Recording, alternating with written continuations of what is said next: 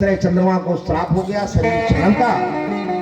तो अपना शरीर पूरा प्राप्त करने के लिए चंद्रमा ने अपनी 27 पत्नियों के साथ और शिवार्चन के साथ बड़े विधि विधान के साथ और भगवान के नाम का जो महामृत्युंजय जप है, ओम त्र्यंबकम यजामहे सुगंधिम पुष्टिवर्धनम उर्वारुकमिमि बंधनान मृत्योमुच्छीयमामृतात् 56 अक्षर का मंत्र है ना।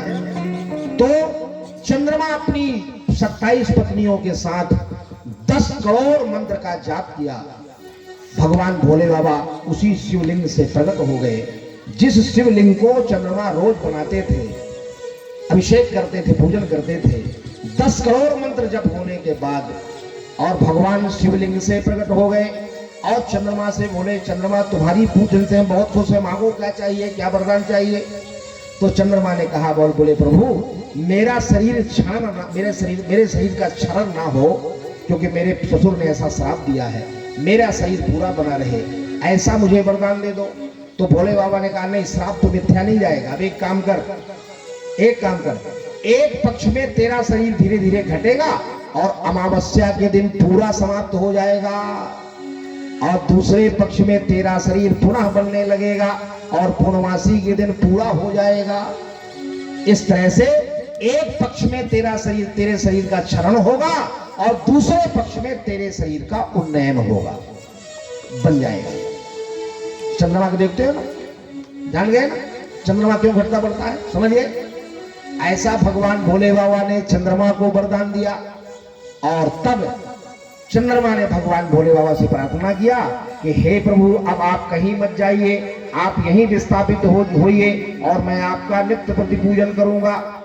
इस कथा को इस भगवान चंद्रमा की प्रार्थना सुनकर भगवान भोले बाबा द्वारकापुरी में सोमनाथ ज्योतिर्लिंग के रूप में स्थापित हो गए। बोलिए सोमनाथ भगवान की जय। इस धरती का प्रथम ज्योतिर्लिंग भगवान सोमनाथ की कथा को जो श्रवण करता है, तो भगवान सोमनाथ उसके जीवन में आनंद ही आनंद प्रदान कर देते हैं, सायुज्य मुक्ति प्रदान करते हैं। जो जीव भगवान सोमनाथ की कथा का श्रवण करता है, चिंतन करता है, मनन करता है, अर्थ और प्रथम ज्योतिर्लिंग का दर्शन करता है, ऐसे जीवात्मा के ऊपर भगवान प्रसन्न होकर उसको सायुज्य मुक्ति प्रदान कर देते हैं महाराज। ऐसे प्रथम ज्योतिर्लिंग की कथा है महाराज श्रीशैल सिंह। अब दूसरा ज्योतिर्लिंग आइए, श्रीशैल। बढ़िया प्रणाम करिए दूसरे ज्योतिर्लिंग को, मानसिक रूप से आवाहन करिए कि श्रीशैल सिंह अभिबुधादि संगे तुलाद्रितुंगे अभिबुधावतंसं कमर्जुनं मल्लिके पूर्णमेकं नमामि संसार रसमोत्र सेतुं, नमामि संसार और रसमोत्र सेतुं। बोलिए मल्लिकार्जुन भगवान की जय। दूसरा ज्योतिर्लिंग महाराज मल्लिकार्जुन में है। कहाँ? आंध्र प्रदेश में क्रौंच नाम का पर्वत है, जहाँ कार्तिकेय महाराज रहते हैं। अब वहाँ मल्लिकार्जुन के रूप में भगवान कैसे प्रकट हो गए जानते हैं? एक समय की बात है कि माता पार्वती ने शंकर जी से कहा, हे भोले बाबा, आपके वीर से जो उत्पन्न हुआ मेरा बेटा है, आपने गणेश जी का विवाह कर दिया, ताड़कासुर को उसने मारा, जाने कितना कितना पौरुष दिखाया।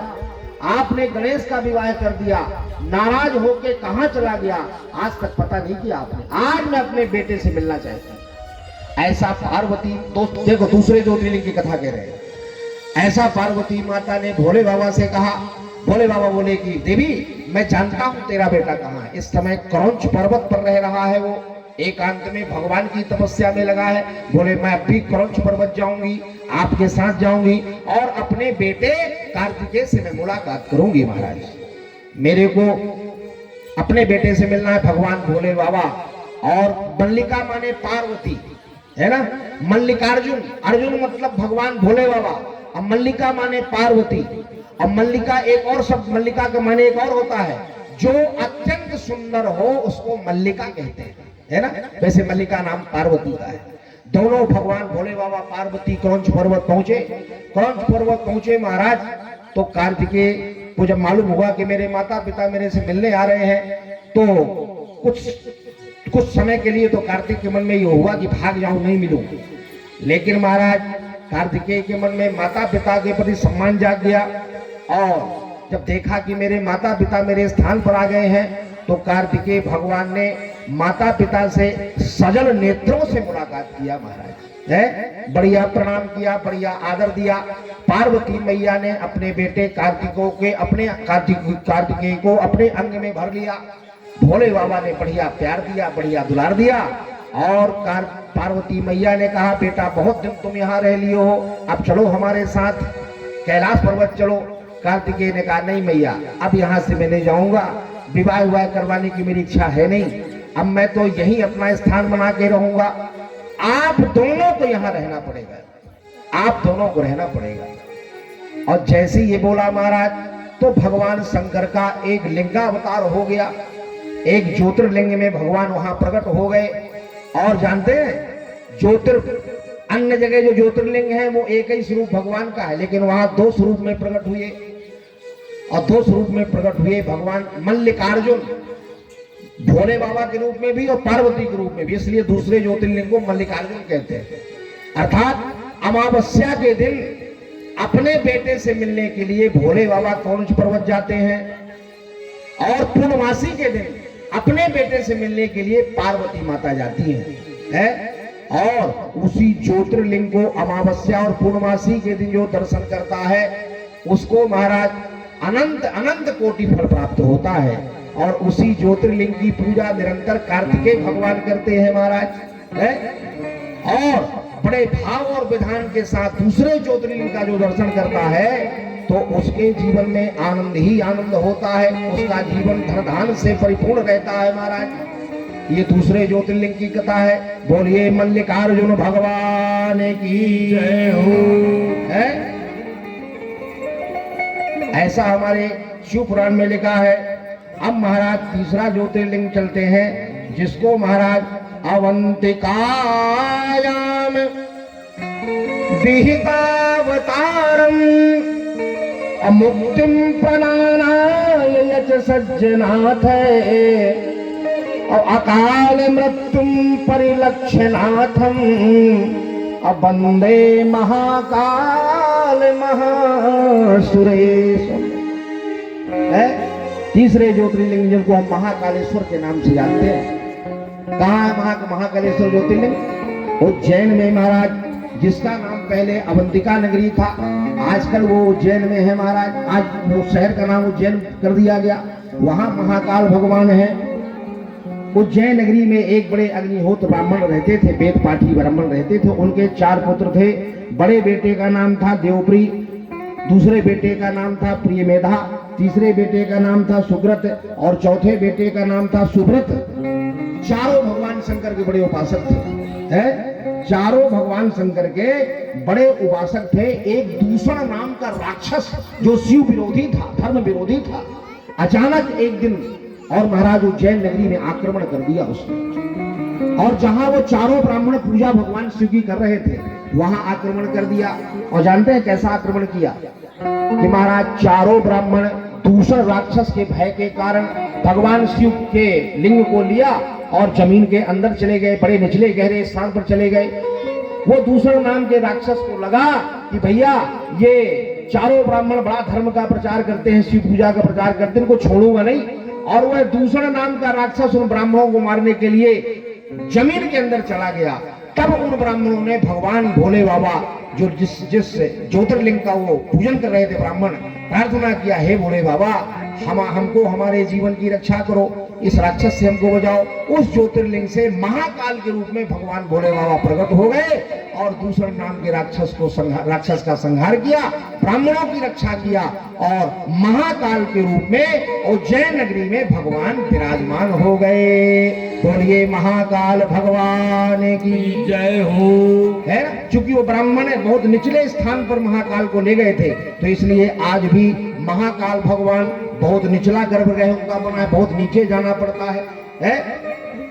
तो ये महाराज हमारे धरती की और महाराज तीसरा ज्योतिर्लिंग है और चौथा ज्योतिर्लिंग है महाराज, जिसका नाम है ओमकारेश्वर, जो खंडवा जिले में स्थित है, मध्य प्रदेश के खंडवा जिले में स्थित है महाराज ओमकारेश्वर भगवान।